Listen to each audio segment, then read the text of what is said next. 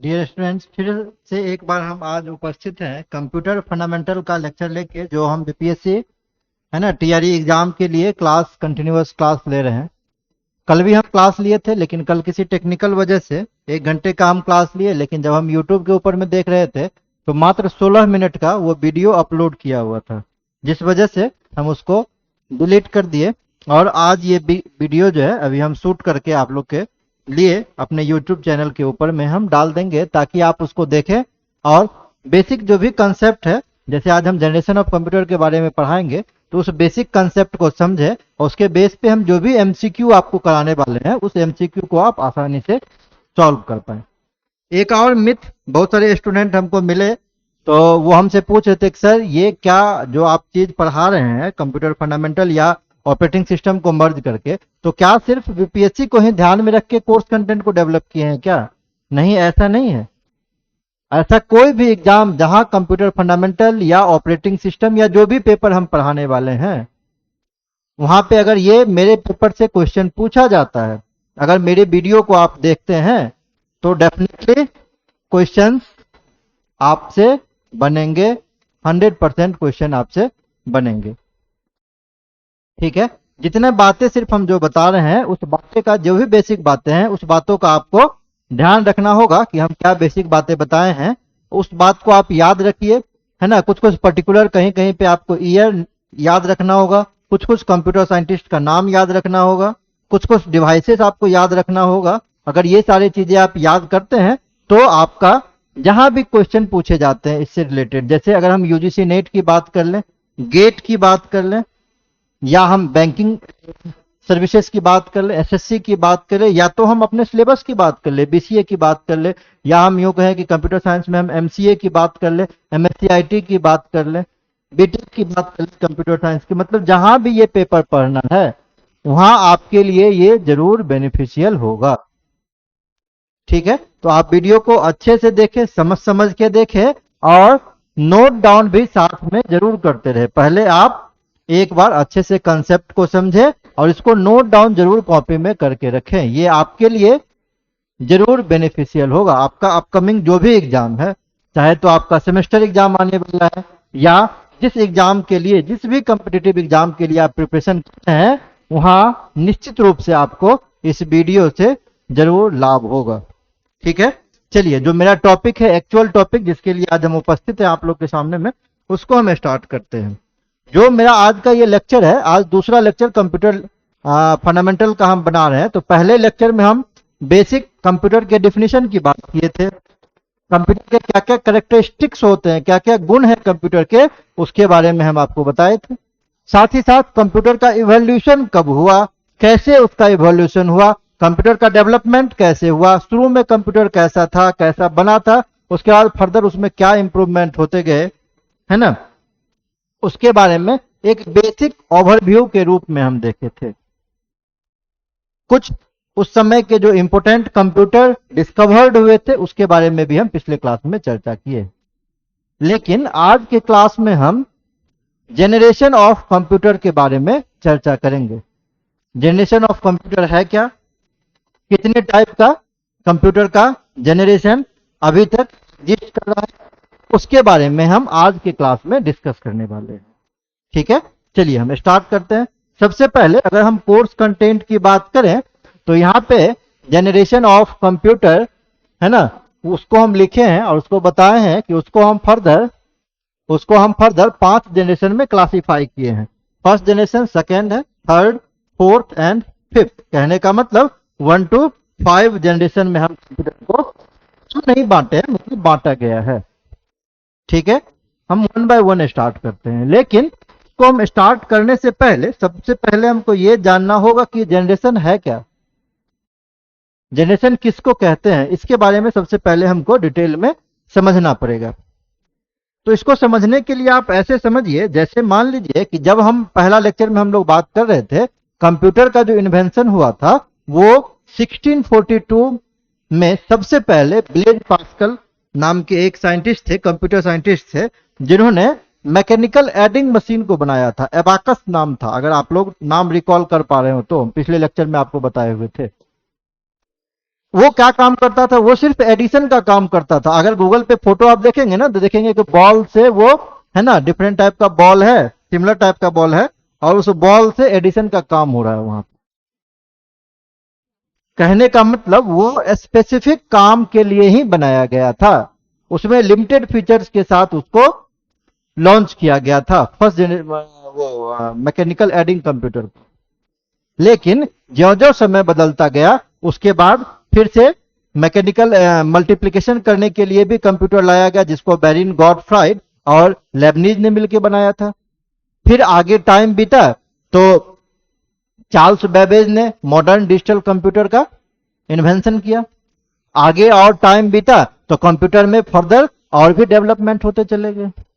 पहले का जो कंप्यूटर था उस साइज में काफी बल्कि था, इलेक्ट्रिसिटी भी काफी कंज्यूम करता था, हीट का प्रोडक्शन भी काफी अमाउंट में करता था। लेकिन दिन प्रतिदिन जो जो समय बीतता गया उसमें गिरावट आती चली गई। कहने का मतलब पहले का जो कंप्यूटर जो काफी बल्कि हुआ करता था, एक रूम में फिट होता था, धीरे धीरे साइज में छोटा होता चला गया। और आज के समय में तो हम हथेली में पाम टॉप लेके घूम रहे हैं, लैपटॉप लेके घूम रहे हैं, मोबाइल जिसकी हम बात करें पाम टॉप, है ना, लैपटॉप लेके हम घूम रहे हैं। मतलब देखिए आप साइज में कितना छोटा हो गया। तो कहीं ना कहीं हार्डवेयर टेक्नोलॉजी में चेंज हुआ जिसके कारण ऐसा हो पाया। लेकिन एक चीज आपको क्लियर रखना पड़ेगा कि जनरेशन में चेंज होने से मतलब सिर्फ हार्डवेयर टेक्नोलॉजी से नहीं है, सिर्फ हार्डवेयर के टेक्नोलॉजी में चेंज नहीं हुआ, सॉफ्टवेयर के टेक्नोलॉजी में भी काफी बदलाव देखने को मिला। जहां शुरू के कंप्यूटर्स में जो पहले समय में इन्वेंशन हुए थे वो सिर्फ एडिशन का, सिर्फ मल्टीप्लिकेशन का, बाद में चल के बेसिक अर्थमेटिक ऑपरेशन को परफॉर्म जहां करता था, वहीं आज का कंप्यूटर है कि एवरी फील्ड में जहां भी आप देखें सारे जगह लगभग कंप्यूटर्स यूज हो रहे हैं। जहां अभी नहीं भी है आने वाले समय में वहां भी ऑटोमेशन ही किया जा रहा है, मैनुअल वर्क को कम से कम किया जा रहा है। तो जनरेशन का मतलब यह है उसमें कंप्यूटिंग डिवाइसेस में इंप्रूवमेंट ईयर टू ईयर, इसको हम लोग जनरेशन कहते हैं। मतलब साल दर साल कंप्यूटर जो डिवाइसेस आप यूज करें उसमें जो चेंजिंग हुआ ना, उसी को ईयर के अकॉर्डिंग हम क्लासिफाइड कर दिए, उसी को हम जनरेशन का नाम दे दिए। क्लियर है?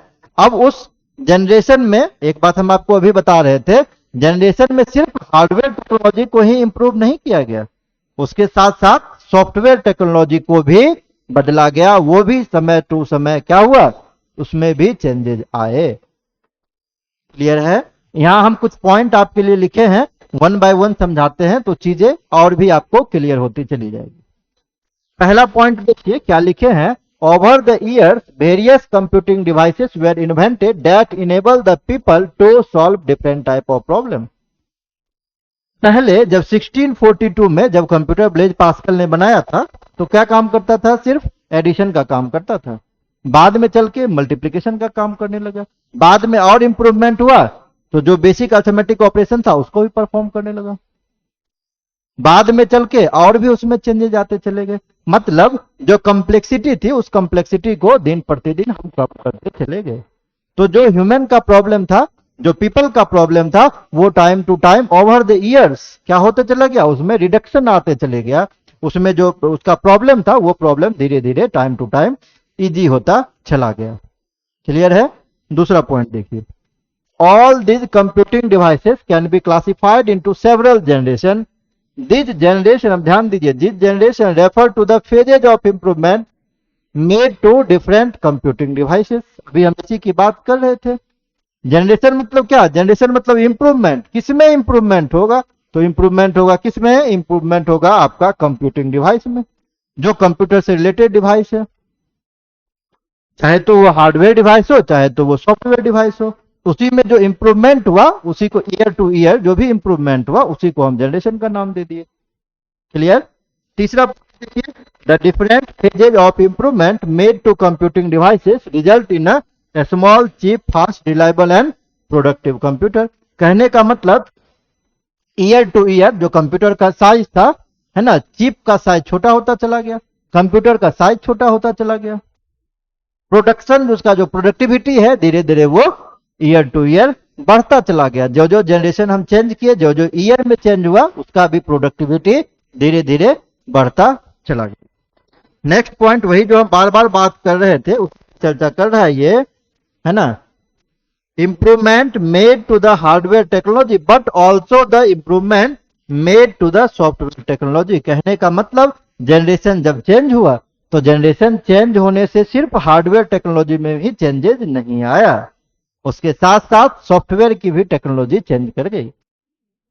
पहले जनरेशन में सिर्फ हम मशीन लेवल लैंग्वेज को यूज कर रहे थे, धीरे धीरे बढ़े तो हम असेंबली लेवल को यूज करने लगे, थर्ड जनरेशन में हम हाई लेवल लैंग्वेज को यूज करने लगे, फोर्थ जनरेशन में उप्स का कॉन्सेप्ट आ गया।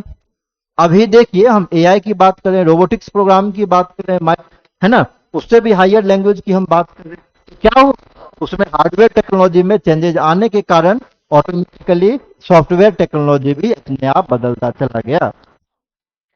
क्लियर? वही बात लास्ट पॉइंट में आपसे ये डिस्कस करना चाह रहा है। क्लियर? सेकंड देखिए, सेकंड है डिफरेंट जनरेशन ऑफ कंप्यूटर। हमें भी अभी आपसे हम चर्चा कर रहे थे टोटल 1 to 5 जनरेशन में कंप्यूटर को क्लासिफाइड किया गया, जिसमें जो फर्स्ट जनरेशन पीरियड था ये 1940 से लेकर 1956 के बीच में था। 1940 से 1956 के बीच का भी जो कंप्यूटर है उसी को हम फर्स्ट जनरेशन ऑफ कंप्यूटर के नाम से जानते हैं। फर्स्ट जनरेशन ऑफ कंप्यूटर में जो टेक्नोलॉजी यूज हुए, जो हार्डवेयर टेक्नोलॉजी यूज हुए, उसका नाम है vacuum tube. First generation of computer में जो हार्डवेयर टेक्नोलॉजी को हम लोग यूज किए थे वो था वैक्यूम ट्यूब। अब इसी वैक्यूम ट्यूब के मदद से हम लोग क्या करते थे, कैलकुलेशन का भी काम करते थे, साथ ही साथ स्टोरेज का भी काम करते थे। अब वैक्यूम ट्यूब होता कैसा था, तो पहले के समय में अगर आपको याद हो तो 90s के दशक में या 2000 के आसपास भी हम लोग घर में बल्ब के रूप में, है ना, 100 वाट का बल्ब यूज करते थे। अलग अलग कंपनी का, फिलिप्स का भी बल्ब था। कैसा होता था, ऊपर से वो ग्लास का मटेरियल रहता था और उसके अंदर में एक फिलामेंट लगा हुआ होता था। जब हम उसमें करंट देते थे, इलेक्ट्रिसिटी को हम डालते थे, तो क्या होता था, धीरे धीरे फिलामेंट गर्म होना शुरू हो जाता था। उसका मतलब ये धीरे धीरे इलेक्ट्रॉन का फ्लो उसमें स्टार्ट हो गया। इंटेंसिटी वैल्यू पहले शुरू में काफी कम थी, ज्यों हीट होते गया उसका इलेक्ट्रॉन का जो इंटेंसिटी है, इलेक्ट्रॉन फ्लो का जो इंटेंसिटी है, धीरे धीरे वो हाई होता चला गया। अब चूंकि इलेक्ट्रॉन का फ्लो हाई हुआ तो लाइट भी कमरे में पहले से ज्यादा करना शुरू कर दिया। कहने का ये मतलब जब स्टार्टिंग में जब आप बल्ब जलाए थे उस समय में लाइट काफी कम रहा होगा, लेकिन जो जो फिलामेंट हीट होते चला गया, इंटेंसिटी बढ़ते चली गई, तो लाइट भी ऑटोमेटिकली बढ़ते चला गया। तो वैक्यूम ट्यूब जो है वो भी सेम जस्ट लाइक देखने में 100 वाट के बल्ब की तरह ही था, कि ऊपर का जो उसका मटेरियल था वो ग्लास का बना हुआ होता था और नीचे में फिलामेंट जैसा स्ट्रक्चर उसका होता था। अभी हम स्लाइड में दिखाएंगे तो शायद आपको ज्यादा क्लियर हो, पहले इस पॉइंट को आप समझिए। वही करा, vacuum tube made of glass and contain filament inside it. इसके नीचे में फिलामेंट होता था। The filament when heated generate electron. जब हम इलेक्ट्रिसिटी प्रोड्यूस करते थे, फिलामेंट गर्म होता था तो इलेक्ट्रॉन को जनरेट करता था, जो हेल्प करता था एम्प्लीफिकेशन में और डी एम्प्लीफिकेशन में सिग्नल को। अब यहाँ दो वर्ड यूज किए हुए हैं, amplification and D amplification. Amplification मतलब क्या, process of increasing intensity of a signal. Electron का, है ना, इलेक्ट्रॉन का फ्लो जो जो बढ़ेगा, इंटेंसिटी वैल्यू बढ़ेगी, उसी को हम कहेंगे एम्प्लीफिकेशन। और डी एम्प्लीफिकेशन मतलब इंटेंसिटी वैल्यू का कम हो जाना, वही डी एम्प्लीफिकेशन कहलाता है। तो जब शुरू में जब हम इलेक्ट्रिसिटी प्रोड्यूस किए तो इंटेंसिटी क्या होगी, कम होगी, लेकिन धीरे धीरे वो हाई हो जाएगी। तो धीरे धीरे जो हाई हो रहा है, इंटेंसिटी वैल्यू तेज हो रहा है, इसी को हम लोग क्या कह रहे हैं, एम्प्लीफिकेशन कह रहे हैं। और फ्लो जब कम होने लगा तो वो क्या कहलाया, डी एम्प्लीफिकेशन कहलाया। क्लियर? यही पॉइंट आपको बोल रहा था।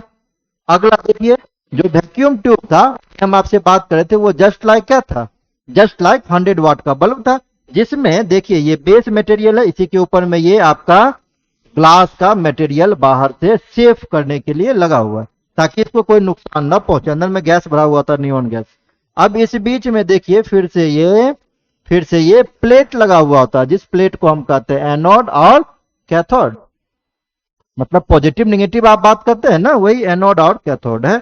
अब इसके अंदर में देखिए ये तार लपेटा हुआ है, यही फिलामेंट है आपका, ये तरवा है, इसका नाम ही फिलामेंट है, इसको हम लोग ग्रिड कहते हैं, है ना। जो कॉइल लपेटा रहता है उस कॉइल को हम लोग ग्रिड कहते हैं। जब हम इलेक्ट्रिक करंट फ्लो करेंगे ना तो ये तार धीरे धीरे धीरे धीरे ये गर्म होना शुरू होता है, जिसके कारण इलेक्ट्रॉन फ्लो करने लगता है। इलेक्ट्रॉन फ्लो होता है तो वो फिर लाइटेड होना शुरू हो जाता है। बल्ब की अगर हम बात करें तो ठीक वैसा ही काम आपका वैक्यूम ट्यूब भी करता था। लेकिन जो इनपुट मीडिया के रूप में हम लोग यूज किए वो, या आउटपुट मीडिया के रूप में प्रिंट आउट लेने के लिए जो हम लोग टेक्नोलॉजी फर्स्ट जनरेशन में यूज किए थे, उसका नाम था पंच कार्ड। नाम याद रखना है आपको, उसका क्या नाम था, उसका नाम था पंच कार्ड। तो देखिए यहां पे हम लिखे पहले पॉइंट में, the input and output medium for first generation computer was the punch card and print out respectively. अब आप कहिएगा ये नया चीज आ गया sir punch card. Punch card क्या होता है? तो आप कूट देखे होंगे, अभी आप फ्लिपकार्ट से अमेजन से कुछ पार्सल मंगाते होंगे तो एक डब्बा के अंदर में पैक करके आता है, उसी को हम कूट कह रहे हैं। उस कूट का स्टैक मतलब नंबर ऑफ पीसेस थोड़ा सा ज्यादा आप ले लीजिए, ठीक वैसा ही स्ट्रक्चर पैन कार्ड का, इसका पंच कार्ड का होता था। और उस बीच में होल रहता था, छेद रहता था, उस छेद के अंदर ही डेटा स्टोरेज का काम होता था। फ्यूचर में अगर कभी रिट्रीवल भी करना है तो उसी होल से ही डेटा रिट्रीवल का भी काम होता था। अब यहाँ फिगर भी आपको समझने के लिए हम बनाए हुए, देखिए ये बहुत सारा स्टैक लगा हुआ है। किसका स्टैक है? ये गत्ते का स्टैक है, कार्ड का स्टैक है। और इस बीच में ये छोटा छोटा छोटा छोटा होल आपको आई थिंक दिख रहा होगा, देखिए बहुत छोटा छोटा होल है। इसी होल के अंदर में डेटा का स्टोरेज होता था। या फ्यूचर में कभी आप डेटा रिट्रीवल भी करना चाहते हैं तो वहीं से आपका रिट्रीवल का भी प्रोसेस डन होगा। तो जो हार्डवेयर टेक्नोलॉजी हम फर्स्ट जनरेशन ऑफ कंप्यूटर में यूज किए उस टेक्नोलॉजी का नाम क्या था? Vacuum tube. लेकिन जो इनपुट मीडिया के रूप में हम यूज किए, जो स्टोरेज के लिए हम यूज कर रहे थे, उसका नाम क्या था? उसका नाम था पंच कार्ड। क्लियर है? आगे चलिए। अब फर्स्ट जनरेशन का कुछ एग्जाम्पल था, हम पहले लेक्चर में भी बताए थे। इनिक, इडबैक, इडसैक एंड यूनिबैक, ये चार हम यहां से लिखे हैं। इस नाम को आप याद रखेंगे, इनिक, इडबैक, इडसैक और यूनिबैक। ये चार कंप्यूटर फर्स्ट जनरेशन के कंप्यूटर में क्लासिफाई किया गया। अब एडवांटेज क्या क्या है फर्स्ट जनरेशन का? Advantage of first generation computer इन, उस समय में क्योंकि और है ना कोई भी कंप्यूटिंग डिवाइस इन्वेंट ही नहीं हुआ था, इसीलिए उस समय का सबसे फास्टेस्ट कंप्यूटर ये फर्स्ट जनरेशन का ही कंप्यूटर था। उस समय जितना भी कंप्यूटर अवेलेबल था उसमें सबसे फास्टेस्ट कंप्यूटर ये फर्स्ट जनरेशन का ही कंप्यूटर अवेलेबल था। ये पहला पॉइंट है। सेकेंड पॉइंट क्या है? The functioning of this computer dependent on the machine language. अब ये नया चीज आ गया। अब वो जो फर्स्ट जनरेशन का कंप्यूटर था ना, वो सिर्फ दो ही बात समझता था, 0 और 1 के फॉर्मेट में कोई भी बात को समझता था। अब आप मान लीजिए कि अगर किसी बच्चे का नाम बादल है, किसी बच्चे का नाम कीर्ति है, किसी बच्चे का नाम प्रकाश है, अगर उसको हम 0-1 के फॉर्मेट में लिखें, अब यहाँ आस्की कोड का कंसेप्ट यूज होता है, लेकिन आस्की कोड के बारे में हम आगे क्लास में चर्चा करेंगे, अभी उसका मैटर नहीं। अगर किसी बच्चे का नाम 0-1 के फॉर्मेट में हो और ऐसा 10 नाम आपको कहे लर्न करने के लिए, तो क्या होगा? क्या आप उसको इजीली याद रख पाएंगे? नहीं रख पाएंगे। अल्फाबेटिक को याद रखना ज्यादा आसान है, लेकिन न्यूमेरिक वैल्यू को याद रखना कॉम्प्लेक्स है, उसको आप इजीली रिमेंबर नहीं कर सकते। तो इस बात से आप कॉम्प्लेक्सिटी का अंदाजा लगा सकते हैं कि जो फर्स्ट जनरेशन का कंप्यूटर रहा होगा कितना कॉम्प्लेक्स रहा होगा, उसमें कॉम्प्लेक्सिटी कितना रहा होगा। क्लियर? तो जो ये 0-1 के फॉर्मेट में जो लैंग्वेज लिखा जाता उसी लैंग्वेज को हम लोग मशीन लैंग्वेज कहते हैं, या उसी लैंग्वेज को हम लोग बाइनरी लैंग्वेज के नाम से भी जानते हैं। इस चीज को आप याद रखेंगे, उसी लैंग्वेज को हम लोग बाइनरी लैंग्वेज कहेंगे, उसी लैंग्वेज को हम लोग बाइनरी लैंग्वेज कहेंगे। बाय का मतलब ही होता है क्या? बाय मतलब ही होता है दो। एक ऐसा लैंग्वेज जिसको लिखने के लिए हम लोग 2 नंबर्स का या 2 डिजिट का यूज करते हैं, उसी को हम लोग बाइनरी नंबर कहते हैं। क्लियर? तो वही दूसरा पॉइंट है आपका। दूसरा पॉइंट में हम लिखे हैं कि उस समय के कंप्यूटर में, फर्स्ट जनरेशन कंप्यूटर में मशीन लेवल लैंग्वेज को यूज किया गया, जो लैंग्वेज 0 और 1 के फॉर्मेट में ही सारे चीज को स्टोर करता था, या सारा कैलकुलेशन जो था वो 0 1 के फॉर्मेट में ही था। क्लियर। तीसरा पॉइंट देखिए, they were not easy transferable from one place to another due to their huge size and also required to be placed in cool places. अब कंप्यूटर का साइज चूंकि क्या यूज हो रहा है, चूंकि यूज हो रहा है वैक्यूम ट्यूब। अब आप अंदाजा लगाइए कि एक बल्ब का साइज भी ठीक ठाक साइज होता है। अगर मान लीजिए किसी कंप्यूटर के अंदर में 100 बल्ब वैसा वैसा लगा हुआ, अब कितना बड़ा साइज हो जाएगा। कल्पना कीजिए अगर 1000 बल्ब लगा हुआ होगा, उसका साइज कितना होगा। ऑब्वियस सी बात है कि वो बल्कि हो जाएगा। तो फर्स्ट जनरेशन का जो कंप्यूटर था, उसको रखने के लिए पूरे पूरे रूम की आवश्यकता होती थी, पूरे पूरे रूम में वो फिट होता था। जब एक पूरे रूम में वो फिट होगा तो एक जगह से दूसरे जगह उसको कैसे आप ले जाइएगा, वो ले जाना ही बहुत कॉम्प्लेक्स होगा। इसीलिए जो फर्स्ट जनरेशन का कंप्यूटर था वो पोर्टेबल नहीं था। पोर्टेबल नहीं कहने का मतलब उसको एक जगह से दूसरे जगह ले जाना काफी कॉम्प्लेक्स था, और उसका इंस्टॉलेशन का जो भी प्रोसेस था, इंस्टॉलेशन भी उसका काफी मुश्किल था फर्स्ट जनरेशन का कंप्यूटर। इसीलिए हमको जनरेशन में बदलाव करना पड़ा, उसके टेक्नोलॉजी में बदलाव करना पड़ा, तो आया सेकेंड जनरेशन का कंप्यूटर। क्लियर। आगे देखते हैं उसको। यहां पे कुछ और भी पॉइंट दिया हुआ है। They were generally designed as special purpose computer, therefore they were not very flexible running different type of application. अब ये जो फर्स्ट जनरेशन का कंप्यूटर था ना, ये किसी स्पेसिफिक वर्क के लिए ही बनाया गया था। इसीलिए हम लोग उस पे कोई भी एप्लीकेशन जो जनरल पर्पस एप्लीकेशन है उसको हम लोग इजीली यूज नहीं कर सकते थे। ये पॉइंट है। दूसरा पॉइंट है, use of vacuum tube technology made to this computer very large and bulky due to their large sizes it was not easy to install them properly. अभी हम इसी की बात कर रहे थे कुछ देर पहले, बताए चूंकि इसका साइज काफी लार्ज था और काफी बल्कि साइज था, तो एक जगह से दूसरी जगह ले जाना भी मुश्किल था, और एक जगह से दूसरी जगह उसका इंस्टॉलेशन भी काफी मुश्किल था फर्स्ट जनरेशन ऑफ कंप्यूटर का। अगला पॉइंट है, they were single tasking because they could execute only one program at a time and hence were not very productive। कहने का मतलब हुआ, जब आज के समय में हम बात कर रहे हैं तो आज हम लोग किसका यूज कर रहे हैं, विंडोज का यूज कर रहे हैं। अब विंडोज क्या करता है, मल्टीटास्किंग ऑपरेटिंग सिस्टम है। एक ही बार में आप मल्टीपल विंडोज को ओपन करके साइमल्टेनियसली सारे पे आप काम कर सकते हैं। लेकिन उस समय का जो कंप्यूटर था, चूंकि स्पेसिफिक वर्क के लिए डिजाइन किया गया था, इसीलिए एट ए टाइम एक समय में कोई आप एक ही एप्लीकेशन को, कोई एक ही प्रोग्राम को आप रन कर सकते थे, जिसके कारण कंप्यूटर की प्रोडक्टिविटी जो थी वो पहले के जनरेशन में काफी कम थी। क्लियर। नेक्स्ट देखिए, they generated huge amount of heat and hence were prone to hardware failure, hence they were not considered as reliable and require proper maintenance at regular interval। कहने का मतलब ये हुआ, जो पहले 100 वाट का बल्ब आता था ना, उसमें भी होता था, क्या होता था उसमें, जब भी वोल्टेज फ्लक्चुएट किया तो फिलामेंट क्या होता था, गल जाता था। जब भी ज्यादा पावर सप्लाई हो गया तो फिलामेंट क्या हुआ, ज्यादा इलेक्ट्रॉन फ्लो के कारण फिलामेंट गल के जल गया, वो टूट गया फिलामेंट बीच से।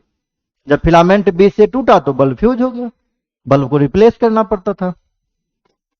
तो वैक्यूम ट्यूब में भी सेम चीज होता था, अगर वोल्टेज में कुछ फ्लक्चुएशन होता था तो उसका फिलामेंट जल जाता था, जिसके कारण हार्डवेयर फेल्योर हो जाता था। और इस हार्डवेयर फेल्योर के कारण फर्स्ट जनरेशन ऑफ कंप्यूटर का जो रिलायबिलिटी थी, जो विश्वसनीयता थी, वो विश्वसनीयता धीरे धीरे कम होने लग गई।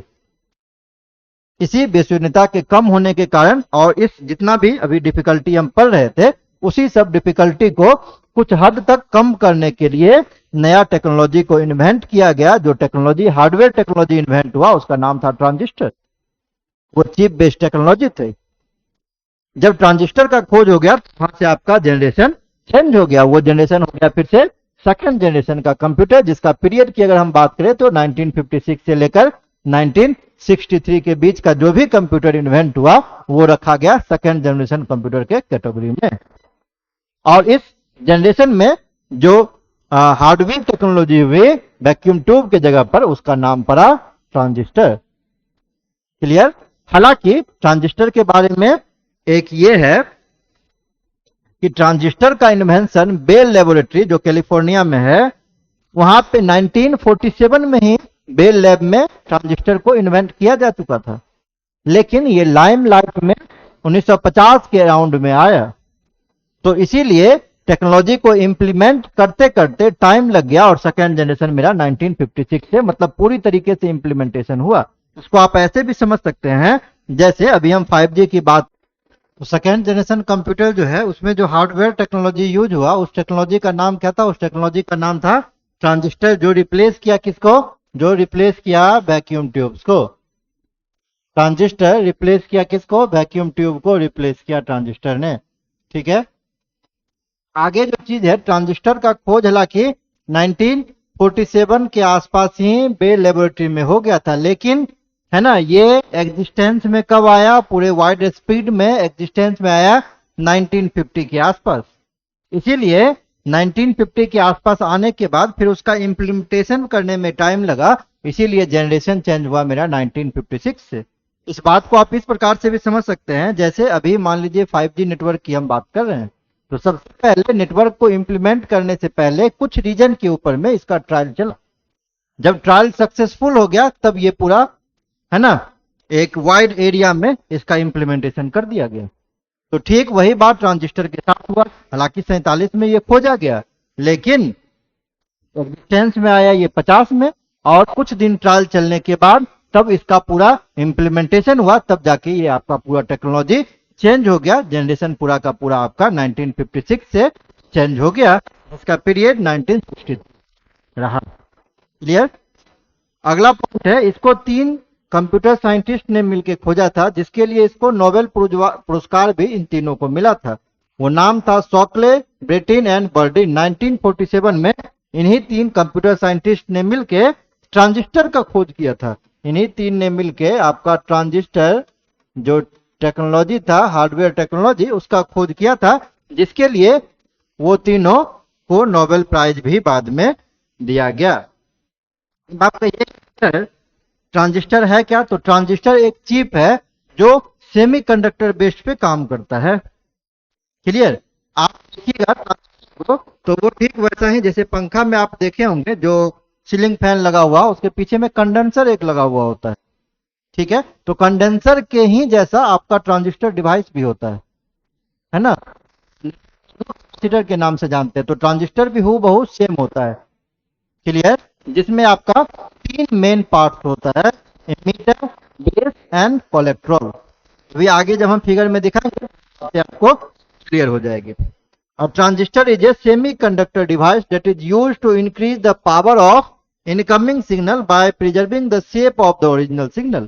कहने का ये मतलब हुआ जो ट्रांजिस्टर है वो क्या करता है? बूस्टअप करता है इलेक्ट्रॉनिक सिग्नल को, पुराने सिग्नल का जो ट्रू शेप एंड साइज है उसको बरकरार रखते हुए।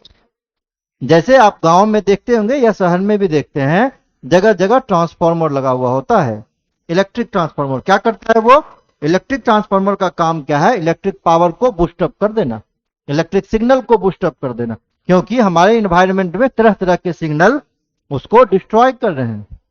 तो एक पर्टिकुलर डिस्टेंस चलने के बाद इलेक्ट्रिक हो जाता है, जिसको चार्ज करने के लिए, बूस्ट करने के लिए ट्रांसफार्मर को लगाया जाता है, उसका ट्रू शेप को रखते हुए। अब ऐसा नहीं है कि उसमें हम मॉडिफिकेशन कर देंगे, मॉडिफिकेशन नहीं करता ट्रांसफार्मर। ट्रांसफार्मर बस क्या करता है? उसको बूस्टअप करता है, उसको चार्ज करके एक सर्टेन डिस्टेंस तक फॉरवर्ड कर देता है, फिर से उसको अलग अलग रे उसको इफेक्ट करता है, तो फिर से हम दूसरा ट्रांसफार्मर लगाते हैं, फिर से बूस्टअप कर देते हैं। यही सेम काम आपका ट्रांजिस्टर का जो चिप है वो भी सेम ही काम करता है। वो भी क्या करता है? बूस्टअप करने का काम करता है, इलेक्ट्रॉनिक जो सिग्नल है उसको इंक्रीज करने का काम करता है, उसके पुराने शेप एंड साइजेस को बरकरार रखते हुए। ये पॉइंट कह रहा है। अगला है, the transistor was far superior to the vacuum tube, allowing computer to become a smaller, faster, cheaper, more energy efficient and more reliable than first generation of computer। अब कहां वैक्यूम ट्यूब का size आप सोचिए, कहां आप chip की बात कीजिए, कैपेसिटर का साइज देखिए, साइज में काफी डिफरेंस है। तो साइज कम होने से है ना, जो हार्डवेयर टेक्नोलॉजी था उसका साइज कम होने से कंप्यूटर का साइज भी डिक्रीज हो गया, घट गया। उसका प्रोसेसिंग पावर भी जो है पहले के अपेक्षाकृत क्या हुआ, फास्ट हो गया। एनर्जी इफिशियंट भी हो गया। पहले जितना इलेक्ट्रिक का कंजम्पशन था, सेकेंड जनरेशन में इलेक्ट्रिक का कंजम्पशन पहले जनरेशन से कम हो गया। हीट का प्रोडक्शन भी कम हो गया। पहले जितना हीट जनरेट करता था सेकेंड जनरेशन का कंप्यूटर उतना हीट जनरेट नहीं करता था। रिलायबिलिटी भी पहले जनरेशन में क्या था, हार्डवेयर फेल्योर काफी करता था, फिलामेंट ही फ्यूज कर जाता था, जिसके कारण हार्डवेयर फेल्योर हो जाता था। लेकिन सेकेंड जनरेशन से हम चिप बेस्ड टेक्नोलॉजी यूज करने लगे तो हार्डवेयर फेल्योर का जो चांसेस था वो धीरे धीरे बहुत कम हो गया, जिसके कारण रिलायबिलिटी मेरी बढ़ती चली गई। ये सेकेंड जनरेशन का कंप्यूटर है। क्लियर। अब ये जो ट्रांजिस्टर था उसके तीन मेन पार्ट्स हैं, अभी हम चर्चा कर रहे थे। ये तीन मेन पार्ट्स है। जो बेस है, ये जो बेस है, बेस क्या करता है, ये इनपुट काम करता है, इनपुट करने का काम करता है। इस ट्रांजिस्टर के अंदर में किस चीज का इनपुट करेगा, तो इलेक्ट्रॉनिक सिग्नल का इनपुटिंग करेगा। जो कोलेक्ट्रॉल है उसका काम है स्टोरेज। जो नीचे वाला आप ये देख रहे हैं कोलेक्ट्रॉल, इसका काम क्या है, इसका काम है स्टोरेज करना। जितना भी सिग्नल आएगा उस सिग्नल को सारे को स्टोरेज करके रखेगा। जो इमीटर है, इमीटर का काम क्या है, आउटपुट निकालना। अंदर में ये पूरा प्रोसेसिंग करने के बाद जो भी करना है और इलेक्ट्रिक सिग्नल को बाहर निकाल देता है कौन, इमीटर। तो ट्रांजिस्टर का टोटल कितना पार्ट, ट्रांजिस्टर का टोटल तीन पार्ट, बेस, कोलेक्ट्रॉल एंड इमीटर के थ्रू इनपुटिंग जाएगा। कोलेक्ट्रॉल स्टोरेज करने का काम करेगा, होके आपका आउटपुट बाहर निकलेगा। वही चीज हम लिखे, it has three component which are emitter, base and collector. The base of the transistor is a gate through which the signal needed to be amplified is sent. The signal sent through the base of the transistor is generally a small flow of electron. क्या अंदर जाता है, पहले ही आपको बताया, flow of electron रहता है, electron अंदर जाता है। Therefore, the base terminal also act as the input gate for the transistor. Colectrol of the transistor is used to collect the amplified signal. Collect करने का काम करेगा, स्टोरेज करने का काम करेगा। और the emitter of the transistor act as the output gate for emitting the amplified signal to the external environment. कहने का मतलब वह एम्पलीफाइड सिग्नल को भेजेगा। एम्पलीफाइड सिग्नल मतलब हाई इंटेंसिटी वाला इलेक्ट्रॉन बीम को ये आउटपुट के रूप में बाहर फ्लो कराएगा, बाहर के इन्वायरमेंट से इंटरेक्ट करेगा। ये क्लियर है। एक पॉइंट इसमें और दिया हुआ है, सेकेंड जनरेशन। देखिए इतना चेंज तो हुआ, लेकिन अभी भी जो सेकेंड जनरेशन का कंप्यूटर है ये इनपुट मीडिया के रूप में ये पंच कार्ड का ही यूज कर रहा है। मतलब जो अभी हम बताए थे स्टैक है ना, कार्ड का स्टैक बना के बीच में जो होल रहता था जिसमें हम डेटा का स्टोरेज करते थे, सेकेंड जनरेशन का कंप्यूटर भी पंच कार्ड को ही इनपुट मीडिया के रूप में स्टोर करता है। टेक्नोलॉजी हार्डवेयर तो चेंज हो गई। हार्डवेयर टेक्नोलॉजी में पहले वैक्यूम ट्यूब था, दूसरा चिप बेस्ड टेक्नोलॉजी ले आया सेकेंड जनरेशन में, लेकिन इनपुट मीडिया को चेंज अभी भी नहीं किया। ये दूसरी बात, के लिए अभी भी आपको एयर कंडीशन रूम ही चाहिए था। पोर्टेबिलिटी पहले से जरूर कम हो गई, लेकिन अभी भी पोर्टेबिलिटी की समस्या थी। मतलब एक जगह से दूसरी जगह ले जाना अभी भी डिफिकल्ट। हाँ, पहले से जरूर कम हो गया, लेकिन डिफिकल्टी अभी भी स्टिल एग्जिस्ट कर रही है। आगे के पॉइंट में ये सारा बात दिया हुआ है। अब कुछ एडवांटेज है सेकेंड जनरेशन कंप्यूटर का। पहला एडवांटेज तो है कि उस समय का ये सबसे फास्टेस्ट कंप्यूटर था। कहने का मतलब फर्स्ट जनरेशन कंप्यूटर से सेकेंड जनरेशन कंप्यूटर जो है ये फास्टेस्ट कंप्यूटर हो गया, उसका कैपेबिलिटी बढ़ गया। जो पहले के जनरेशन में हम लोग यूज कर रहे थे किसका, मशीन लेवल लैंग्वेज का, सेकेंड जनरेशन में जो प्रोग्रामिंग लैंग्वेज यूज हुआ वो था असेंबली लेवल लैंग्वेज। अब आप कहिएगा सर असेंबली लेवल लैंग्वेज क्या होता है, तो एक ऐसा प्रोग्रामिंग लैंग्वेज जो अल्फाबेटिक के साथ साथ मिनोमोनिक्स को भी यूज करता है। जैसे मिनोमोनिक्स को भी यूज करता है, जैसे @ क्वेश्चन मार्क हैश एक्सेट्रा। एक ऐसा प्रोग्रामिंग लैंग्वेज जो अल्फाबेट न्यूमेरिक के अलावा मिनेमोनिक्स को मतलब स्पेशल कैरेक्टर को भी यूज करता है, उसी को हम जानते हैं असेंबली लेवल लैंग्वेज के नाम से। अब आप लोग को एक पेपर भी पढ़ना है डिजिटल लॉजिक, जिसमें हम माइक्रो प्रोसेसर के बारे में थोड़ा बहुत जिक्र किया हुआ। अगर प्रोग्रामिंग लैंग्वेज की बात करें हम, तो 8086 प्रोग्रामिंग लैंग्वेज होता है जो असेंबली लेवल लैंग्वेज के लिए यूज किया जाता है। तो अभी काफी डिटेल्स में हम नहीं जाएंगे यहाँ पे। अभी के लिए बस आप इतना जानिए, एक ऐसा प्रोग्रामिंग लैंग्वेज जो अल्फाबेटिक न्यूमेरिक के अलावा कुछ स्पेशल सिंबल के हेल्प से लिखा जाता था, उसी को हम लोग असेंबली लेवल लैंग्वेज कहते थे। बाकी डिटेल्स में हम डिजिटल लॉजिक जब पेपर पढ़ेंगे, जब कंप्यूटर आर्किटेक्चर पेपर पढ़ेंगे, तो वहां पे हम काफी डिटेल्स में उसके बारे में चर्चा करेंगे। अभी बस हम इतना सा बात जानेंगे उसके बारे में। They could be transferred from one place to another very easily because they were small and lightweight computing devices। अब आप बोलिए अक्सर, अभी तो आप बोल रहे थे कि एक जगह से दूसरी जगह ले जाना कठिन है, इसको हम क्या बात बोले? हम बोले कि पहले के अपेक्षाकृत पहले तो बहुत कॉम्प्लेक्सिटी थी, पूरे रूम में फिट होता था, लेकिन चिप बेस्ड टेक्नोलॉजी के कारण पहले के अपेक्षाकृत साइज रिड्यूस हो गया। अब ले जा तो सकते थे, लेकिन ले जाने में अभी भी डिफिकल्टी एग्जिस्ट कर रही थी, ये पूरी तरीके से खत्म नहीं हुआ था। क्योंकि जो ट्रांजिस्टर का साइज है, जैसे कैपेसिटर देखते हैं, ठीक उसी तरीके का ट्रांजिस्टर भी होता था। अभी पिछले स्लाइड में हम आपको दिखा रहे हैं। तो साइज तो जरूर रिड्यूस हुआ, लेकिन कॉम्प्लेक्सिटी पूरी तरह से अभी भी खत्म नहीं हुई। हाँ, लाइट वेट जरूर हो गया, लेकिन पहले से लाइट वेट हुआ, ऐसा नहीं कि बहुत लाइट हो गया उसका वेट। पहले के कंप्यूटर से कंपैरिजन करके हम देख रहे हैं, तो उस रेशियो में हम बता रहे हैं कि वो लाइट वेटेड कंप्यूटर आपका हो गया। अगला पॉइंट देखिए, they required very less power carrying out their operation. मतलब पावर इलेक्ट्रिसिटी कंजम्पशन की हम बात कर रहे हैं, यहाँ इलेक्ट्रिसिटी कंजम्पशन की बात हो रही है कि पहले से ये इलेक्ट्रिक पावर कम कंज्यूम करने लगा। क्योंकि पहले क्या हम लोग कर रहे थे, फिलामेंट को हीट करने के अंदर में टेक्नोलॉजी काम तो होगा नहीं, कम हो गया। लास्ट पॉइंट है, they were more reliable as compare to first generation computer and did not require maintenance at regular interval of time. अभी फर्स्ट जनरेशन के कंप्यूटर में हम क्या बता रहे थे, क्या होता था उसमें बार बार हार्डवेयर फेल्योर कर जाता था। किस कारण?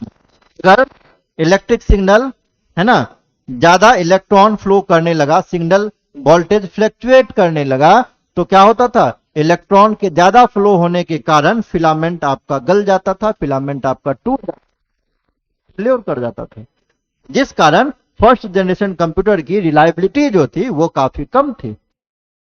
अब चूंकि chip based technology second generation में यूज होने लगा, तो फिलामेंट के टूटने वाली बात तो रही नहीं, तो हार्डवेयर फेल्योर भी कम हो गया। और हार्डवेयर फेल्योर कम हुआ, इस कारण से पहले जनरेशन के अपेक्षाकृत सेकेंड जनरेशन का कंप्यूटर ज्यादा रिलायबल हो गया।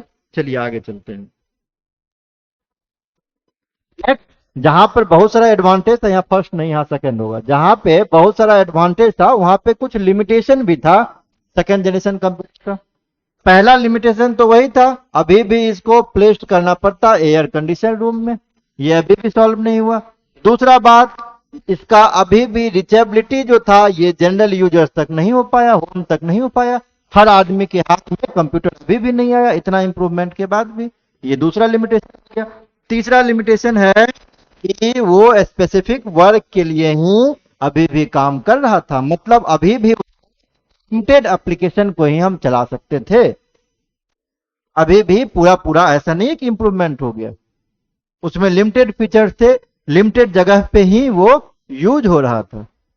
ये कुछ उसका लिमिटेशन है। और एक तो हम आपको पहले बता चुके हैं कि फर्स्ट जनरेशन में भी मीडिया कार्ड के रूप में हम लोग पंच कार्ड का यूज कर रहे थे, सेकेंड जनरेशन में भी वही यूज हो रहा है, मतलब वो टेक्नोलॉजी चेंज नहीं हुआ। इसीलिए फिर से एक नया हार्डवेयर टेक्नोलॉजी खोजा गया, जिसका नाम है आईसी, जिसको हम लोग इंटीग्रेटेड सर्किट के नाम से जानते हैं। और टेक्नोलॉजी तो जनरेशन भी फिर से चेंज हो गया, तो आ गया थर्ड जनरेशन। अब थर्ड जनरेशन में टेक्नोलॉजी यूज हुई थी, इसका जो ईयर है थर्ड जनरेशन का, ये 1964 से 1975 के बीच में है ना, थर्ड जनरेशन का कंप्यूटर इन्वेंट हुआ। इसमें टेक्नोलॉजी क्या यूज हुई? इसमें टेक्नोलॉजी यूज हुई इंटीग्रेटेड सर्किट। पहले के समय में हम लोग क्या यूज कर रहे थे? पहले के समय में हम लोग यूज कर रहे थे ट्रांजिस्टर, सेमीकंडक्टर टेक्नोलॉजी पे काम कर रहा था। ये माइक्रो इलेक्ट्रॉनिक्स टेक्नोलॉजी इसमें आईसी के अंदर में यूज किया जा रहा है। अब आप कहेंगे सर माइक्रो इलेक्ट्रॉनिक्स टेक्नोलॉजी क्या होता है? मतलब एक सिंगल चिप के ऊपर में ट्रांजिस्टर, समझ गए ना, कैपेसिटर अलग और भी डिवाइसेस एक ही सिंगल चिप के ऊपर में इनबिल्ट किया गया, जिसके कारण साइज जो था और भी कम हो गया। पहले के समय में क्या था, हर एक चीज के लिए अलग अलग आपको टेक्नोलॉजी चिप लगाना पड़ रहा था। अब एक ही चिप के ऊपर में सारा चिप इनबिल्ट हो गया, जिसके कारण साइज में और भी रिडक्शन हो गया। इसीलिए थर्ड जनरेशन का कंप्यूटर बाकी दोनों जनरेशन के कंप्यूटर से साइज में बहुत ही छोटा हो गया, बहुत ही लाइट वेट हो गया। क्यों? क्योंकि एक सिंगल चिप इसमें लगाया हुआ है, उसी में सारा कुछ चिप है सारा इंक्लूड किया हुआ है। ठीक है, आगे देखते हैं। The IC technology was known as micro electronics technology. IC are the circuit that combine various electronic component. अभी हम इसी की बात कर रहे थे।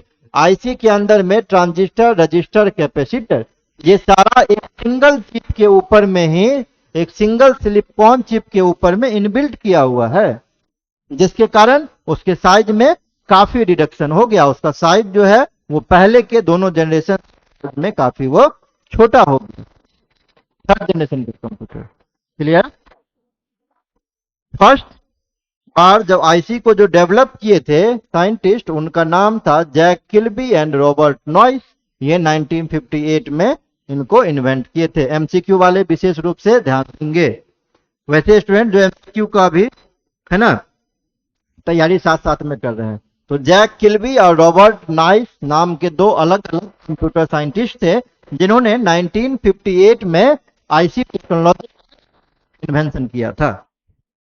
IC was superior to vacuum tube and transistor in term of cost and performance. The cost of IC was very low and the performance was very high because all the electronic components were arranged very close to each other. कह रहा है जैसे पहले के generation में, first generation में और second generation में जो भी टेक्नोलॉजी यूज हो रहा था, आईसी जो इलेक्ट्रॉनिक उससे कहीं बेहतर था, उसका परफॉर्मेंस भी ज्यादा अच्छा था, कॉस्टिंग भी उसका कम था। पहले अलग अलग चिप आपको लेना पड़ रहा था, रजिस्टर, कैपेसिटर, ट्रांजिस्टर। अब एक ही चिप के ऊपर में वो सारा चिप इनबिल्ट कर दिया गया, तो कॉस्टिंग भी कम हो गया आपका। क्लियर है? चलिए, they were required to very less power for performing their operation. Therefore, the use of IC in third generation computer made them smaller, faster, more efficient and more reliable than the first and second generation of computer. अब कह रहा है चूंकि performance उसका बेहतर हुआ third generation का computer, इसीलिए परफॉर्मेंस के बेहतर हो जाने के कारण उसकी प्रोडक्टिविटी भी बेहतर हो गई। प्रोडक्टिविटी बेहतर हुई तो उसका रिलायबिलिटी भी बेहतर हो गया पहले से। विश्वसनीयता जो थी थर्ड जनरेशन कंप्यूटर का पहले दोनों जनरेशन के रिस्पेक्ट में काफी ज्यादा हो गया। अब यहाँ पे कुछ हम एग्जांपल लिए हुए थर्ड जनरेशन कंप्यूटर का, जैसे एनसीआर 395 है, बीसी 500 है, आईबीएम 370 है, पीडीएम 11 है। ये कुछ थर्ड जनरेशन का कंप्यूटर है जिसका नाम याद करना चाहते हैं तो कर सकते हैं, हालांकि बहुत ज्यादा इंपॉर्टेंट है। और कुछ कुछ मेरिट्स है थर्ड जनरेशन ऑफ कंप्यूटर का। पहला मेरिट क्या है? They were the fastest computing devices as compared with first and second generation of computer. The computing type ये मेजर किया जाता था नैनो सेकेंड में। अब पहले और दूसरे जनरेशन में आप सोचिए प्रोसेसर काफी ज्यादा लगता था, लेकिन जनरेशन में जब हुआ प्रोसेसिंग टाइम घट के नैनो सेकेंड में चला गया। नैनो सेकेंड मतलब समझ रहे हैं, सेकेंड के 100वें हिस्से में 10⁹। पलक झपकते कोई भी हार्ड से हार्ड कैलकुलेशन को ये परफॉर्म कर देता है थर्ड जनरेशन तक। क्लियर है? यहां से आप देख भी सकते हैं जो टेक्नोलॉजी लगाया गया। फिगर देखिए कितना ये दांत जैसा निकला हुआ, देखिए कितना दांत जैसा निकला हुआ। इसी एक सिंगल चिप के अंदर में सारा चिप इनबिल्ट किया हुआ, इसी एक सिंगल चिप के अंदर में सारा चिप इनबिल्ट किया हुआ। रजिस्टर की बात करें, कैपेसिटर की बात करें, ट्रांजिस्टर की बात करें, सारा इसी चिप पे इनबिल्ट किया हुआ, और ये साइज में भी काफी छोटा है। अगला पॉइंट देखिए, they were very productive because of their small computational time. Time के कम होने के कारण, चूंकि ये नैनो सेकेंड में वर्क कर रहा था, इसीलिए ये इसकी जो प्रोडक्टिविटी थी, प्रोडक्टिविटी मतलब काम करने का जो टाइमिंग था, वो टाइमिंग भी बहुत कम हो गया, है ना, जिसके कारण ये कंप्यूटर पहले के दोनों जनरेशन से काफी प्रोडक्टिव हो गए। उसके बाद है, इसको एक जगह से दूसरी जगह तक भी ले जाना काफी आसान हो गया, क्योंकि चिप बेस्ड टेक्नोलॉजी है, साइज में काफी छोटा हो गया, तो हम लोग इजीली एक जगह से उसको दूसरी जगह तक कैरी कर सकते हैं। इंस्टॉल करना भी उसको आसान हो गया। इसका कंजम्पशन जो है वो भी पहले दोनों जनरेशन के रिस्पेक्ट बहुत ही हद तक कम हो गया। हीट का प्रोडक्शन भी पहले के रिस्पेक्ट में बहुत ही कम हो गया। अब थर्ड जनरेशन के कंप्यूटर में, पहले जनरेशन में हम लोग यूज कर रहे थे मशीन लेवल लैंग्वेज को। पहले जनरेशन में अभी हम बताए ये मशीन लेवल लैंग्वेज यूज हो रहा था। सेकेंड जनरेशन में आए तो क्या यूज हो रहा है, ये असेंबली लेवल लैंग्वेज यूज हो रहा है। थर्ड जनरेशन में आए तो ये हाई लेवल लैंग्वेज यूज होने लगा। थर्ड जनरेशन में हाई लेवल लैंग्वेज यूज होने लगा। एमसीक्यू वाले ध्यान देंगे, पूछेगा हाई लेवल लैंग्वेज में यूज हुआ जनरेशन कंप्यूटर में। अब हाई लेवल लैंग्वेज में जो प्रोग्रामिंग उस समय में यूज हुआ था वो था बेसिक प्रोग्रामिंग, वो था कोबोल प्रोग्रामिंग, वो था पास्कल प्रोग्रामिंग। ये सब थर्ड जनरेशन का प्रोग्रामिंग लैंग्वेज है। ये सारा प्रोग्रामिंग उस समय में थर्ड जनरेशन कंप्यूटर में लगा। They could be installed very easily and required less space for their installation। उसको इंस्टॉल भी बहुत आसानी से कर सकते थे और इंस्टॉल करने के लिए स्पेस का भी रिक्वायरमेंट जो था वो बहुत ही कम था। They were able to execute any type of application। अब फर्स्ट सेकेंड जनरेशन में वो कुछ स्पेसिफिक काम के लिए ही बनाया गया था, लिमिटेड फीचर्स के साथ था। लेकिन जब chip based technology I, third generation of computer आया, तो उसमें बहुत सारा एप्लीकेशन हम लोग थे, बिजनेस से रिलेटेड एप्लीकेशन को चला सकते थे, है ना। मैथमेटिकल वर्क को परफॉर्म करने के लिए एमएस एक्सेल जैसा हमारे पास एप्लीकेशन था। एमएस एक्सेल या उसके इक्विवेलेंट बहुत सारा ऑपरेशन हम परफॉर्म कर सकते थे। डॉक्यूमेंटेशन के लिए मेरे पास बहुत सारा उस समय में एप्लीकेशन था, जिससे हम डॉक्यूमेंटेशन का काम परफॉर्म कर सकते थे। मल्टीमीडिया के रूप में बहुत सारा एप्लीकेशन हमारे पास अवेलेबल हो गया, जो थर्ड जनरेशन का कंप्यूटर सपोर्ट कर रहा था। कहने का कुल मिला के मतलब ये हुआ, जो थर्ड जनरेशन का कंप्यूटर था उसमें जनरल लोगों तक धीरे धीरे इसकी पहुंच बढ़ने लगी। पूरी तरीके से अभी भी नहीं आई है, लेकिन जनरल लोगों तक इसकी पहुंच धीरे धीरे बढ़ने लगी। इसका मान धीरे धीरे बढ़ने लगा, क्योंकि ये सारा ऑपरेशन धीरे धीरे, है ना, अभी भी लिमिटेड कर रहा था, लेकिन मोस्ट ऑफ द काम धीरे धीरे ये परफॉर्म करना शुरू कर चुका था थर्ड जनरेशन का कंप्यूटर।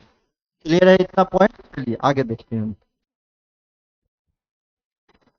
अब इसके साथ साथ कुछ डिसएडवांटेज भी है। जहां उतना एडवांटेज हम पढ़े, कुछ कुछ डिसएडवांटेज अभी भी एग्जिस्ट कर रहा है। जो सबसे मेजर डिसएडवांटेज था वो था स्टोरेज इसका इशू।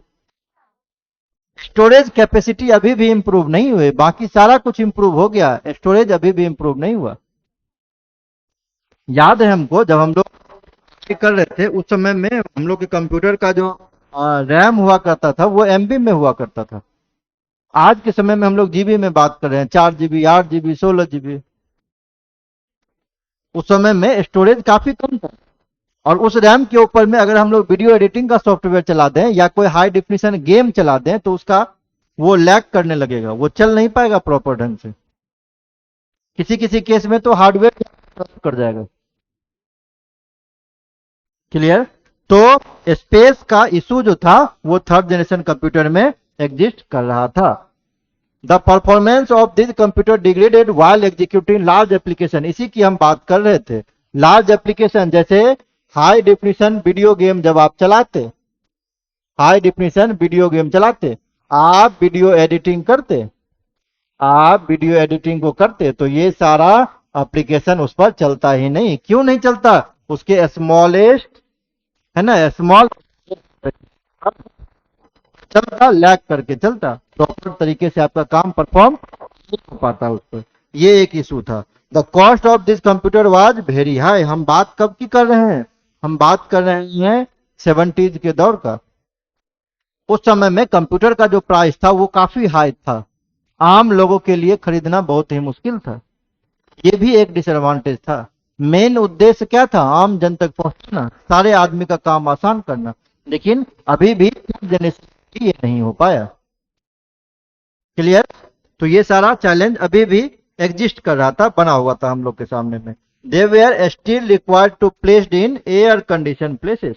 अभी 1 2 3 हम लोग 1 से 3 जनरेशन तक पढ़े, लेकिन जो ये एयर कूल प्लेसेस वाला जो है ना, इसका इशू था कूल प्लेस में रखने का, वो अभी भी एग्जिस्ट कर रहा था। अभी भी इसको रखने के लिए एयर कंडीशन रूम ही चाहिए था। इसी सारे डिसएडवांटेज को दूर करने के लिए फिर से एक नया टेक्नोलॉजी खोजा गया, जिस टेक्नोलॉजी का नाम है LSI, लार्ज स्केल इंटीग्रेशन या very large scale integration, VLSI and LSI technology. और जनरेशन चेंज हुआ, नया जनरेशन आया आपका 4th जनरेशन, जिसका पीरियड 1971 से 1989 के बीच में ये कंप्यूटर एग्जिस्ट कर रहा है। VLSI जिसमें टेक्नोलॉजी यूज हुई आपका LSI, लार्ज स्केल इंटीग्रेशन। और ये क्या है, ये माइक्रो प्रोसेसर है। मतलब चिप का जो साइज है और छोटा कर दिया गया पहले के अपेक्षाकृत। क्लियर। 4th जनरेशन में ही पर्सनल कंप्यूटर का टर्म पहली बार आया। पर्सनल कंप्यूटर मतलब क्या, इंडिविजुअल पर्सन जिसको यूज कर रहा है, हर एक आदमी जिसको यूज कर पा रहा है, ये टर्म पहली बार 4th जनरेशन में ही इन्वेंट किया गया। जब से माइक्रो प्रोसेसर का खोज हुआ उसी समय में पर्सनल कंप्यूटर इन्वेंट हुआ, पर्सनल कंप्यूटर भी एग्जिस्टेंस में आया। मतलब हर एक इंडिविजुअल पर्सन के पास धीरे धीरे कंप्यूटर की रीचेबिलिटी पहुंचने लगी। क्लियर।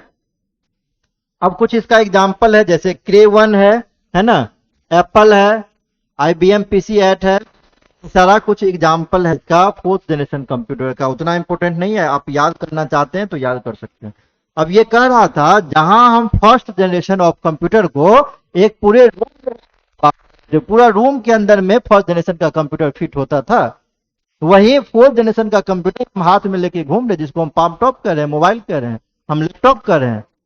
लैप मतलब गोद में लेके हम आराम से काम कर रहे हैं 4th जनरेशन का कंप्यूटर। आप सोचिए टेक्नोलॉजी कहां से कहां चेंज हो गई। 1 to 4 में कितनी टेक्नोलॉजी चेंज हो गई। 4th generation computer also show the development of GUI, mouse and handheld devices. 4th generation में ही पहली बार ग्राफिकल यूजर इंटरफेस का कंसेप्ट आया, माउस आया, और भी बहुत सारा हैंडहेल्ड डिवाइसेस जैसे जॉयस्टिक है। क्लियर। ये सारा डिवाइसेस पहली बार 4th जनरेशन के ही पीरियड में इन्वेंट किया गया। 3 बातें यहां से क्लियर आपको हो जानी चाहिए। आपसे अगर पूछेगा कि पर्सनल कंप्यूटर इन्वेंट हुआ था तो 4th जनरेशन के पीरियड में। क्लियर। 90s के दशक में। GUI का इन्वेंशन कब हुआ, तो 90s के दशक में। कौन सी टेक्नोलॉजी यूज हुई, तो LSI और VLSI, जो micro based processor based technology थी, वो 4th जनरेशन के कंप्यूटर में यूज। क्लियर है। आगे देखिए, अब इसका फिगर है, ये VLSI का ये चिप है, ये चिप का फोटो है।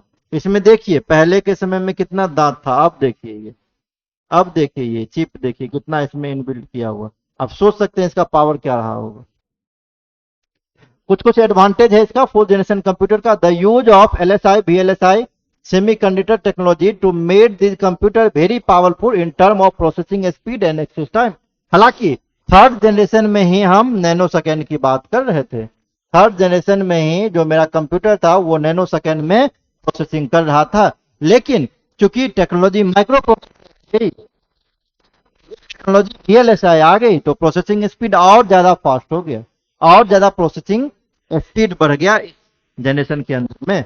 स्टोरेज कैपेसिटी का जो सबसे बड़ा इशू जनरेशन कंप्यूटर में, VLSI टेक्नोलॉजी खोजने के बाद स्टोरेज कैपेसिटी भी जो है वो से काफी बढ़ गया, और परफॉर्मेंस भी उसका फास्टर हो गया, प्रोडक्टिविटी भी पहले से बहुत ज्यादा इसकी हो गई।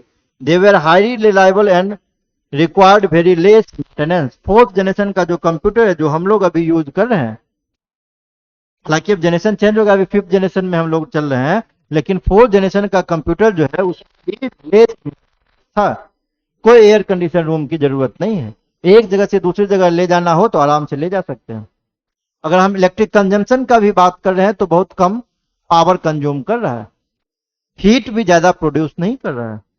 पहले के कंप्यूटर आप यूज करते तो काफी हीट प्रोड्यूस, आज का कंप्यूटर यूज कीजिए देखिए हीट प्रोडक्ट ज्यादा प्रोड्यूस नहीं कर रहा है। पहले कूलिंग पैड रखना पड़ता था उसको ठंडा करने के लिए, आज देखिए जो जो टाइम बीता धीरे धीरे वो कूलिंग पैड का भी हाँ, सेल लगभग बंद ही हो गया एक, है ना। They were very versatile and suitable for every application, they require very less power to operate. मतलब फोर्थ जनरेशन कंप्यूटर में हम लोग कोई भी एप्लीकेशन आराम से रन कर सकते थे। कोई भी मतलब सारा एप्लीकेशन नहीं, अभी भी लिमिटेड फीचर के साथ है। क्लियर। लेकिन हाँ, मोस्ट ऑफ द एप्लीकेशन, जितना भी प्रोग्रामिंग था या जितना भी एप्लीकेशन था, सारा एप्लीकेशन फोर्थ कंप्यूटर में हम यूज कर सकते थे। क्लियर। चलिए आगे चलते हैं। कुछ कुछ प्रॉब्लम अभी भी एसोसिएटेड था फोर्थ जनरेशन कंप्यूटर से। The soldering of LSI and VSLI chip. जैसे देखिए इसमें अभी जो हम पीछे आपको दिखा रहे थे, इसमें पीछे दिखा रहे थे ये चिप, अगर इस चिप में ये एक भी दांत टूट गया ना, तो इसको सोल्डरिंग करना काफी मुश्किल था, उसके साइज के छोटा होने की वजह से। आप इस तरीके से सोचिए ना, मान लीजिए आपके पास एक डेस्कटॉप कंप्यूटर है, एक लैपटॉप है और एक मोबाइल डिवाइस है। अगर डेस्कटॉप में कुछ प्रॉब्लम आता है, कुछ मोबाइल में प्रॉब्लम आता है और कुछ आपके लैपटॉप में प्रॉब्लम आता है, तो इजीली आप किस में जल्दी सॉल्व कर पाएंगे? डेस्कटॉप में जल्दी सॉल्व कर पाएंगे, क्योंकि उसमें बोर्ड का साइज बड़ा है। लेकिन अगर वही चीज मोबाइल डिवाइसेस की हम बात करेंगे, तो मोबाइल डिवाइसेस में एक छोटे से बोर्ड में ही सारा कुछ फिटेड है, तो मोबाइल को ठीक करना डेस्कटॉप की अपेक्षा से ज्यादा कॉम्प्लेक्स है। ये अभी भी डिसएडवांटेज एसोसिएटेड था किसके साथ? फोर्थ जनरेशन कंप्यूटर के साथ। जो दूसरा है ना प्रॉब्लम एसोसिएटेड था, वो था वर्किंग कंप्यूटर का। कंप्यूटर अभी भी जो था वो किसी प्रोग्रामर के ऊपर ही डिपेंडेंट था। मतलब अभी भी कंप्यूटर को ऑपरेट करने के लिए एक पर्सन की जरूरत थी, एक प्रोग्रामर की जरूरत थी। ऑटोमेशन की बात नहीं थी। जैसे अभी हम ऑटोमेशन की बात कर रहे हैं, बहुत सारा ऐसा मशीन है जो ऑटोमेटिक मशीन है। आप एटीएम देख रहे हैं, ऑटोमेटिक मशीन है, कहीं कुछ उसमें ह्यूमन की जरूरत ही नहीं है, रोबोट है, ऑटोमेटिक मशीन है। इसके बाद हम फोर्थ जनरेशन में नहीं कर सकते थे, इसीलिए फिर से टेक्नोलॉजी को चेंज करना पड़ा। और जो नया टेक्नोलॉजी आया वो आया ULSI, ultra large scale integration. और जनरेशन चेंज हो गया, फिफ्थ जनरेशन आ गया। तो फिफ्थ जनरेशन का जो पीरियड है वो 1990 से लेकर आज तक जो हम लोग जी रहे हैं, वो फिफ्थ जनरेशन का ही कंप्यूटर है। और इस जनरेशन में जो सबसे इंपॉर्टेंट चीज खोजा गया, वो क्या खोजा गया? वो जो लैंग्वेज खोजा गया था, आर्टिफिशियल इंटेलिजेंस। क्लियर। अब आर्टिफिशियल इंटेलिजेंस के मदद से जो फोर्थ जनरेशन का आपका डिसएडवांटेज था, जैसे ऑटोमेशन की हम बात कर रहे थे, वो ऑटोमेशन आराम से हम लोग प्रोसेस कर सकते हैं। हम लोग स्पीच रिकॉग्निशन की बात कर रहे हैं। गूगल में अगर किसी पर्सन को, है ना, कुछ टाइप करने में प्रॉब्लम है, तो वहां से माइक को ऑन करके आराम से अपना सर्चिंग कर सकता है। गूगल तो अब रेफरेंस भी देता है, क्या आप ये बोलना चाहते हैं, डिड यू मीन दिस? आपसे कुछ बोलिएगा, अगर ठीक से नहीं सीख पा रहा है तो वो लिखेगा डिड यू मीन दिस, क्या आप ये बोलना चाह रहे हैं, क्या आप ये सर्च करना चाह रहे हैं? आप क्लिक करेंगे तो वो सर्चिंग आपके सामने में अवेलेबल हो जाएगा। अभी हम बात कर रहे हैं नेचुरल लैंग्वेज प्रोसेसिंग का, हम बात कर रहे हैं NLP का। NLP क्या होता है? आम बोलचाल की भाषा को वो समझता है। जैसा भी आप लिख दीजिएगा उससे रेलिवेंट सर्चिंग जो होगा वो आ जाएगा। अभी हम उसी की बात कर रहे थे। अगर आप कुछ गलत भी लिखते हैं ना, तो गूगल सजेशन दे देता है, डिड यू मीन दिस? आप अगर यस करते हैं तो फिर उससे रिलेटेड सर्चिंग आपके सामने आ जाता है। तो फिफ्थ जनरेशन कंप्यूटर में हम लोग ऑटोमेशन की बात कर रहे हैं, हम लोग रोबोटिक्स की बात कर रहे हैं। जो टेक्नोलॉजी चेंज हुआ वो ULSI का टेक्नोलॉजी चेंज हुआ। आज जितना भी ई-कॉमर्स साइट है उसमें सारा क्या है? सारा ऑटोमेशन है। अभी जैसे फ्लिपकार्ट है आपका, अमेजन है, सारा ऑटोमेशन है। हम सब में डीप लर्निंग का कंसेप्ट यूज कर रहे हैं। आर्टिफिशियल इंटेलिजेंस का ही एक ब्रांच है डीप लर्निंग, हम उसका कंसेप्ट कर रहे हैं। ये आगे हम आपको पढ़ाएंगे जब AI पढ़ाएंगे, तो अभी डिटेल में जाने की जरूरत उसमें है। अभी देखिए, आप देखेंगे, आप गौर करने वाली बात है, कभी कभी देखेंगे रूम में दो तीन जन मिलकर बैठ के बात कर रहे हैं और किसी एक पर्टिकुलर टॉपिक के ऊपर में बात कर रहे हैं। जब आप फोन अपना यूज करेंगे ना, बाद में चल के बातचीत खत्म होने के बाद जब आप फोन यूज करेंगे, देखेंगे उसमें उसी बातचीत से रिलेटेड आपका सर्चिंग भी आने लगा। मतलब पहले में हम क्या सुनते थे, दीवार को भी कान होता था, लेकिन आप देखिए फोन को भी कान होने लगा। उसमें एक सेटिंग होता है, जो सेटिंग बाय डिफॉल्ट इनेबल रहता है। जब आप उसको डिजेबल कर देंगे तो फिर ये फीचर्स जो है वो फीचर आपका बंद हो जाएगा। तो ये सारा चीज पॉसिबल हो पाया किस में? फिफ्थ जनरेशन के कंप्यूटर में आर्टिफिशियल इंटेलिजेंस आने के बाद हम फिफ्थ जनरेशन के कंप्यूटर में रोबोटिक्स की बात कर रहे हैं, जो एकदम आदमी के जैसा हूबहू है, सोचता भी आदमी के जैसा है, लेकिन उसके पास आईक्यू नहीं है। जो हम कोडिंग करके दे रहे हैं वही कोडिंग को वो एग्जीक्यूट कर रहा है। उसके पास फीलिंग नहीं। पिछले लेक्चर में आपको सुना चुके हैं कि अमेरिका में एक कंप्यूटर साइंटिस्ट था, एक रोबोट को इन्वेंट किया। अभी पेपर में न्यूज आया था, 4-5 साल पहले की बात है। और उसमें प्रोग्रामिंग गलत हो जाने के कारण वो रोबोट ने मालिक को ही मार दिया, पटक पटक के मार दिया। ठीक है, तो हम मशीन तो बना लिए, लेकिन आदमी जैसा हूबहू तो नहीं दे सकते ना उसमें। कितना भी डेवलप कर ले कंप्यूटर, कितना भी डेवलप कर ले, लेकिन इंसान थोड़ी ना हो जाएगा, वो नहीं हो सकता। क्लियर? तो ये फिफ्थ जनरेशन कंप्यूटर कुछ कुछ बातें हैं। The goal of fifth generation computer is to develop devices that respond to natural language input and are capable of learning and self organization. वही हम बात कर रहे थे नेचुरल लैंग्वेज प्रोसेसिंग का, एनएलपी का हम बात जो अभी आपसे बता रहे थे। AI is an emerging branch in computer science which interpret and means method of making computer think like human beings। अभी हम लोग बात कर रहे थे रोबोट का, रोबोटिक्स की बात कर रहे थे। ये हूबहू इंसान के जैसा ही रोबोट आपका सोचता है, लेकिन उसके पास कोई फीलिंग नहीं है, कोई इंस्ट्रक्शन दिया कोड वैसा ही वो। ठीक है, कुछ था आपका फिफ्थ जनरेशन कंप्यूटर की कुछ इंपॉर्टेंट बातें। और ये चिप है, ये ULSI चिप है, अल्ट्रा लार्ज स्केल इंटीग्रेशन, जो hardware technology fifth generation of computer में चेंज हुआ। क्लियर? तो आई थिंक जितना भी आज हम बात बताए हैं जनरेशन ऑफ कंप्यूटर के बारे में, आपको शायद ये सारा कुछ समझ में आया होगा। अगर सारा कुछ समझ में आ रहा है तो सिर्फ वीडियो नहीं देखिए, मेरे चैनल को सब्सक्राइब भी कीजिए। और अगले क्लास से कुछ हम MCQ को भी लेक्चर के साथ साथ इंक्लूड करेंगे, जिससे आपको, हालांकि अब हम इस लेवल तक पहुंच चुके हैं जहां से 8-10 क्वेश्चन तो इससे बन ही सकते हैं, बना सकते हैं 8-10 क्वेश्चन। तो अगले लेक्चर में हम बेसिक कंप्यूटर सिस्टम की बात करेंगे, साथ साथ कुछ MCQ को भी हम अगले लेक्चर में देखेंगे, अगले लेक्चर में हम सॉल्व करेंगे। आज के लेक्चर के लिए हम यहीं तक बात करते हैं, मिलते हैं आपसे नेक्स्ट लेक्चर में। ठीक है, थैंक यू।